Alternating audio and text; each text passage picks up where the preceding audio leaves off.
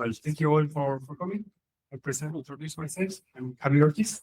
I'm currently a staff SRE, but before this, I was a team lead in Observability, where we envisioned and implemented a bit of all the things that we're going to present you today. But to put you a bit on context, although we have very big numbers, we help 600,000 clients across 8 different countries. So we created more than 200 companies across Europe. We recently launched our credit card, and something that makes us quite proud is the feedback that we receive from customers.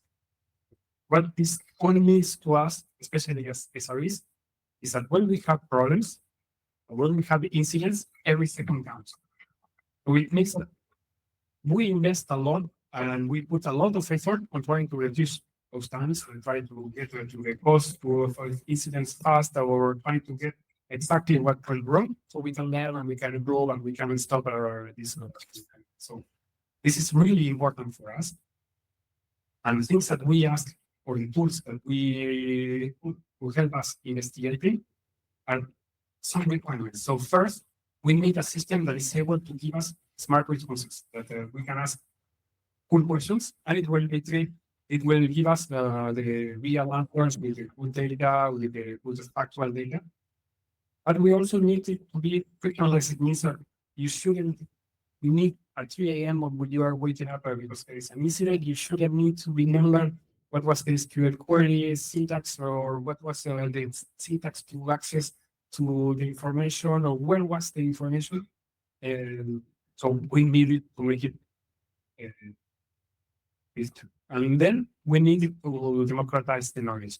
It's very important for us, but we don't need the engineer that work on some component to be present on the rotations or on-call rotations or something. We need that anybody in the company, or we want that anybody in the company be able to resolve any incident that we have. So this is like some pillars that we have that is very, very important for us.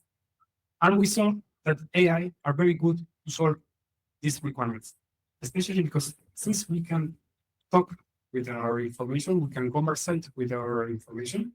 Everybody that knows English, or I think that you can even talk in your mother language, in Spanish for my case, you can talk with the system. So we remove all these barriers. We don't need to learn a new language. Everything is in English. But of course, it comes from some challenges. So the first one, and it's a big one, is hallucinations, of course. I mean, it's not something that you want when you have an incident, when you have already a noise system, or when you're stressed. You don't want to be trying to put off a fire here and somebody telling you, but the fire is there. And you're expecting which fire you need to go. You need really that the system gives you the right answer. And the second one is scaling challenges, especially around cost. When we talk about observability, we talk about big volumes of data moving around. And we're also talking about big context and AI, big amount of tokens, because you have a lot of information, then you have a lot of tokens, context, and all for the AI. We needed to figure out how to solve this. And this presentation is a bit of how we solve the bottom part and we get only the top part, and how we try, or how we pass actually this challenge in that point. So let's cook. And the first ingredient, actually, if you want to have smart answers, you need data.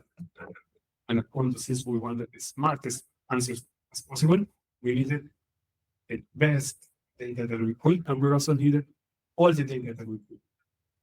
So we started facing some limits with previous tools that we were using, especially besides the ingestion. We couldn't send all the data that we wanted, and then in the query time, we couldn't ask the question that we wanted. We had some limits, and we always were playing, okay, now only ask for 2 hours of data, because if you go longer, it will crash, and we were trying to protect our system, and we were always playing this game. We met ClickHouse, and there are two things that happened here. First is that we met very strong backend that was able to support all the things that we wanted to do. And then is that we changed it a bit. Instead of using observability tools, instead of keeping the same idea that observability should be 3 pillars, it should be metrics, logs, and traces, and everything.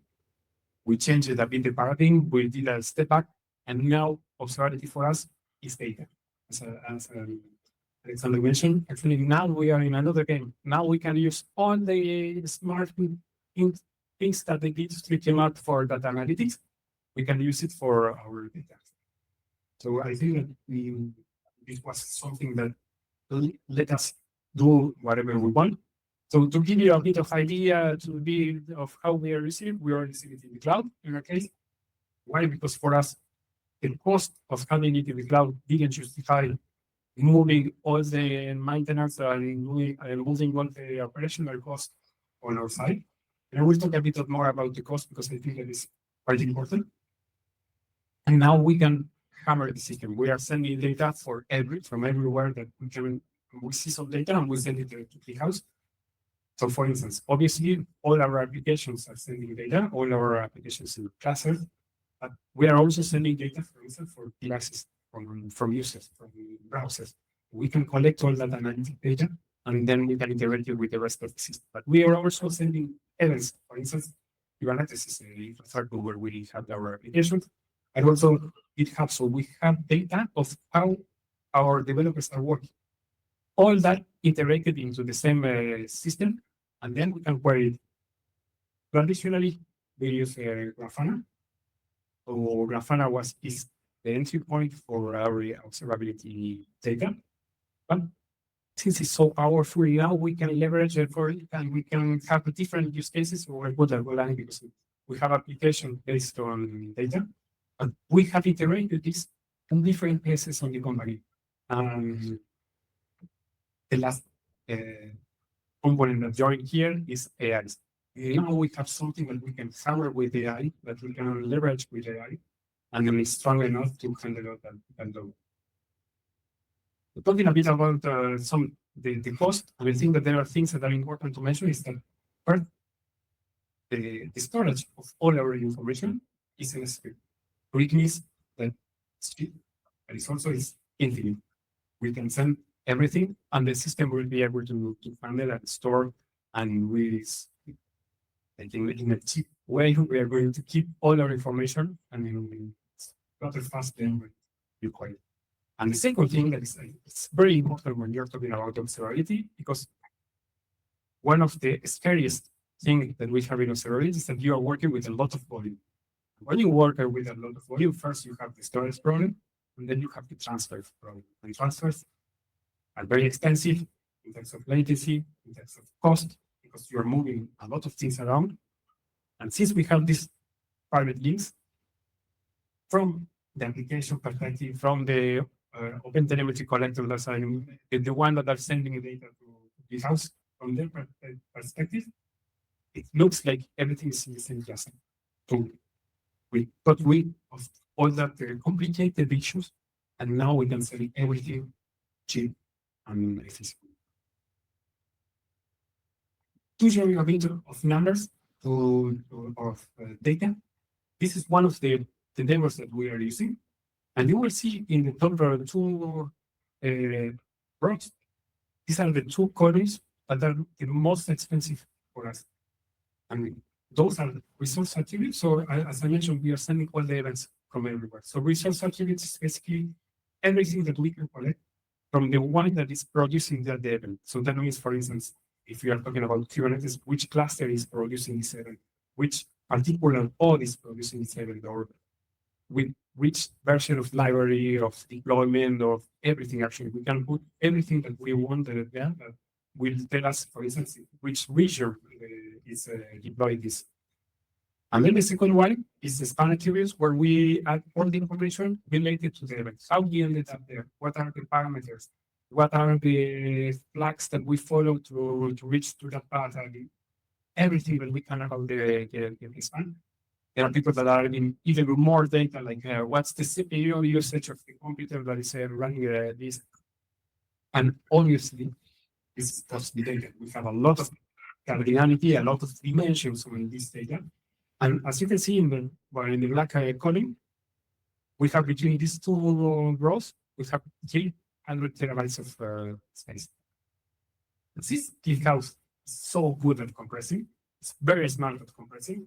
That went down to 3 terabytes. I'm talking about data that is very hard to compress because it has a lot of a very big cardinality. We are sending very different things that only appear once in the data, and we move from 300 terabytes to just in terms of money, in terms of cost. This means around 100K in storage only, just because ClickHouse is very good at compressing.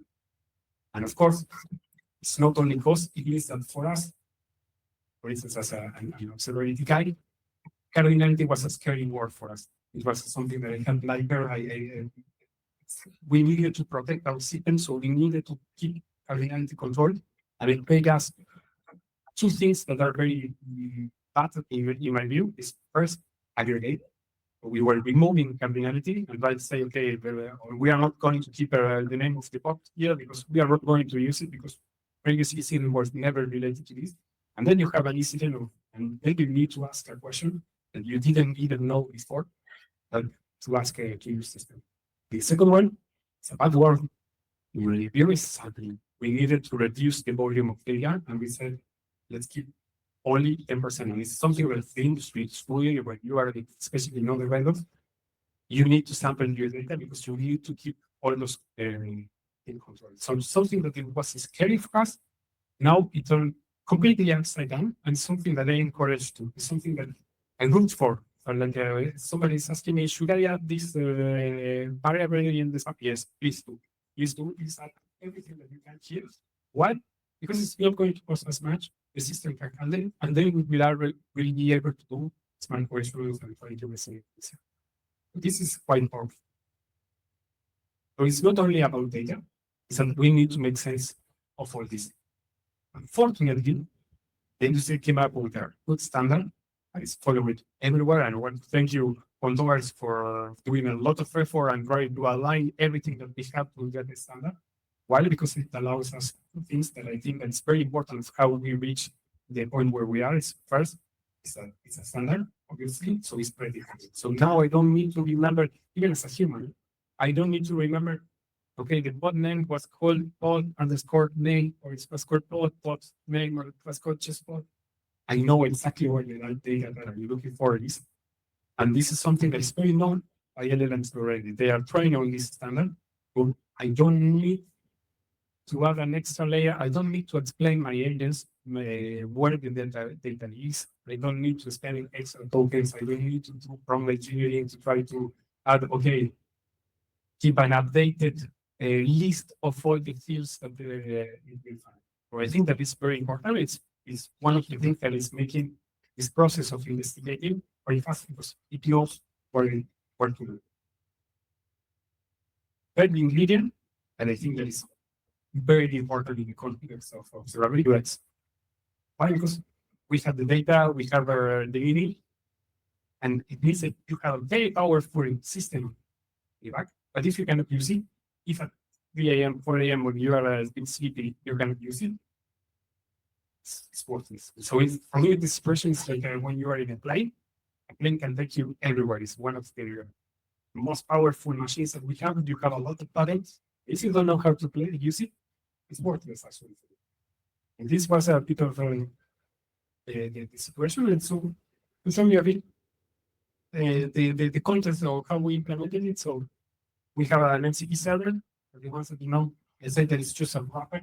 It's something that is able to query ClickHouse. And we told this wrapper only do read only queries to do and read only instances. So we control the access to the database. The MCP server is just a file. The lines is provided by ClickHouse. Now it's integrated directly on the solution. But for us, it enabled us to add some security layer on top and to add more things that we needed so we customize it a bit. But 30 lines of code, it just has list table, list databases, and do read-only queries. So it's quite simple. And on top of this, we are using a tool that is called Dust, that it will be our UI. It's like a conversational UI where you can orchestrate also your agents, where our agents live. And it's very cool. It's very similar to EVChat, because they are usually acquired in ClickHouse. And so this, I would say that this the main interface that we are using. We are asking from different places now. Claude is a trend now, but that's straightforward in terms of UI. I wanted to show you a bit of how it looks like. Of course, you're not going to see much, but there is a left side and a right side. And in the left side, you will see that I'm just asking things out. It's like a chat. It's a conversation. I'm asking things in English, and it will answer with a very beautiful extract, a bit of markdown, some emojis. But you will see that I'm not asking a very precise questions. I'm not doing prompt engineering. I'm not doing some specific case. I'm just talking whatever comes to my mind. I'm just talking. And I have also a lot of errors in my English, and it's able to understand. So it's very quick. This part, you need to remember that is some friends. It's something cool that does that. And I will talk more about this. But on the right side of the screen, we have things that Asim will say like, I need to know.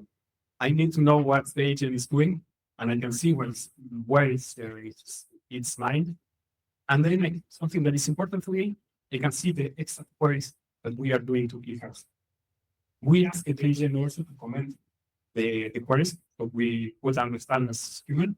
So if I'm not happy with the answers, I can always copy this query and start from there. So I have a kick-off investigation where I can take over. You know, you are hallucinating too much, I don't know, and let me do my stuff. So some use cases, and this is where I wanted to show you the frames. But before this, I want to give you a movement of all the cool things that we are doing. So of course, we can do reactive work. It means that we can investigate the incident. We get to the root causes in less than 1 minute because it's able to. I'm just saying that we have a latency issue. I will show you a bit, and it will go and it will find the reason. But something that is cool for me is scope incidents. To know what's the impact of incidents. Something that it took us a lot of time, or at least on that side it was difficult to compute. And now we have something that we can ask in English. We can say how many requests and was failing to see that. Or for instance, does it happen only in one country and not in all the countries that we are connected? Or do we have a type of customer that we should send actually something that we did?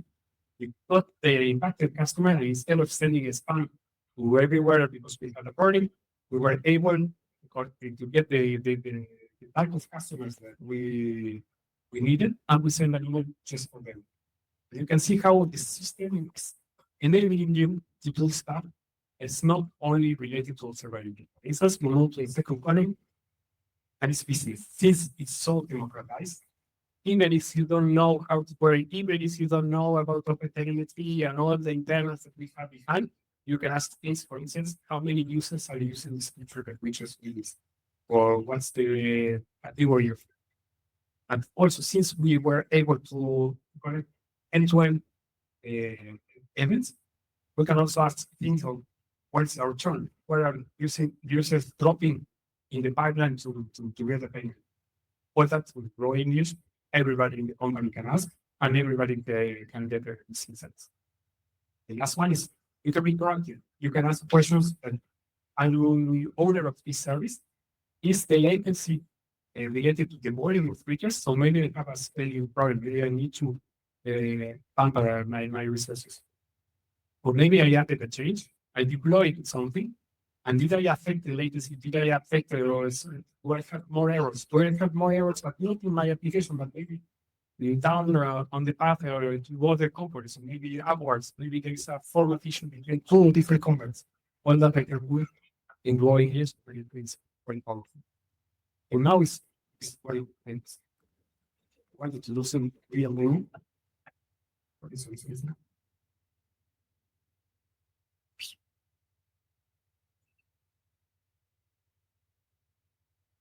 So, can you show us? Yeah.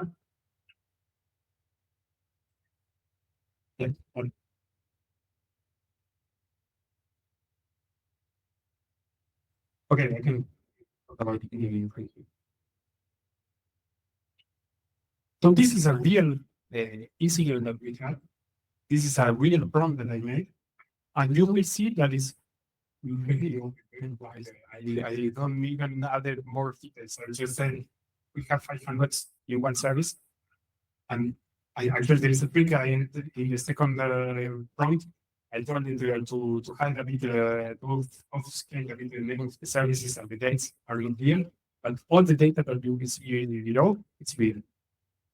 When I'm asking a very wide question, I knew the timestamp of the incident because I remember the issue. And you will see that it gives me, and these are the files that I was talking about. Gives me something that I can share everywhere in the company. Everybody joining the incident can see here. Because okay, I understand completely the impact that we are having with this. In this case, it was I think we just have 6 hours. It's not always like this. And something that I want to show is that first we know that they are timeouts. The errors we have the 70 seconds, and it's not something that I need to go to some dashboard or I need to find this information. I just ask what's going on the service and I have everything there. So it's also able to go to the start and you will see here, especially in the event directive, that is telling me exactly what was going on. And then something that is very important, I have some traces ID. So for the ones that don't know about this, it's a number that I can copy and can go back to Grafana. I can see the entire trace of how we ended up having this server. I can see all the sense that we got before, all the attributes and all. So it's one powerful, and I can confirm with this that it's terminated through. And something that I wanted to show is that it's even trying to go a bit forward, and they're trying to understand what we were doing. Since we have so much information, since the system is able to give you some hints and to detect some stuff, it's a bit helping you, especially for us, for instance, it's really that sometimes we are not the ones that have the least responses while we play the specific operation and application. It helps us to have some context, or at least give you a hint of what to do. Is a second demo. That is the case. I mean, also this is a real question that we added. It's small, but it's how many users use it. A feature. I mean, it's most compared with big across the US types. So now I have a question, a business question, asking in raw English, and it went to telemetry data and it went to actual data. So I know exactly how many uh, customers I had. When you receive that I have the division or the split by devices, so I know how I need to invest maybe more in Android in that case. I think that's growing in Android. So yes, I want to play on the difference. What it looks like and how we can now interact with the system on conversation. We don't need traditional observability tools. Of course, it's a bad thing that I'm saying there. But now you can just cool things. You can understand the system just in English. So we can go back to our meeting, please.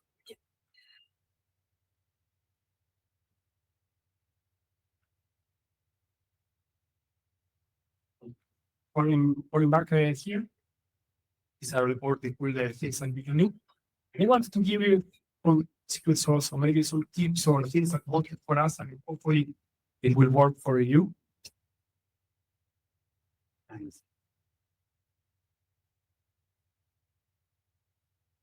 in the conversation.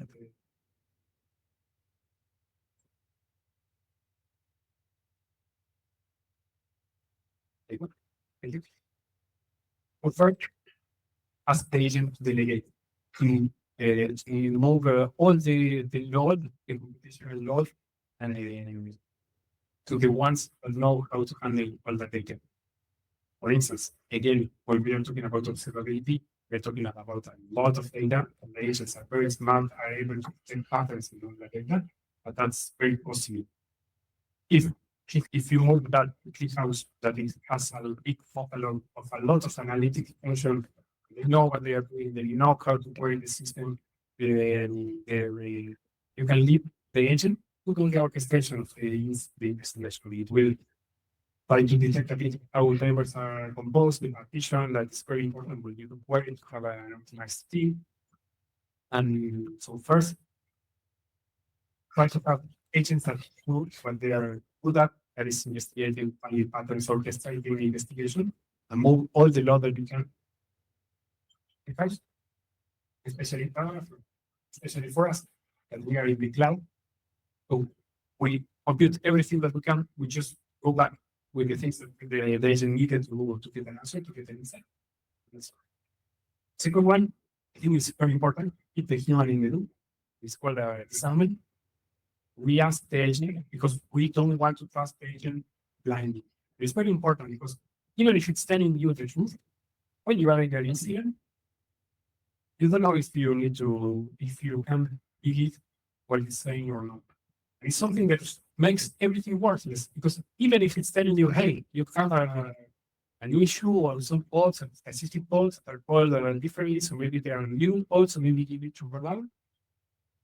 I don't know. I need to go back and verify. So we ask the agent to give us data. For instance, as you saw, we have the traces ID. But anytime I can trust this, I can copy this, I go and I check what's going on behind the scenes. And then the last one, and that is the one that I like the most, because I feel like it took us from just playing with AI, just doing a slot machine with AI, to something more professional, to something that is more engineering, that is introspection. So asking the agent to improve itself. The work that we do, we go to, for instance, so we work on ClickHouse, we take slow queries or things that we did that didn't give us a good answer, or for instance, something that is quite happening a bit is that since we have a lot of data, sometimes we have queries that explode in memory. We take those and we ask the agent, hey, what happened to you? How did you end up doing these queries, and what can we do to improve your queries? Or what's part of the problem that we need to do?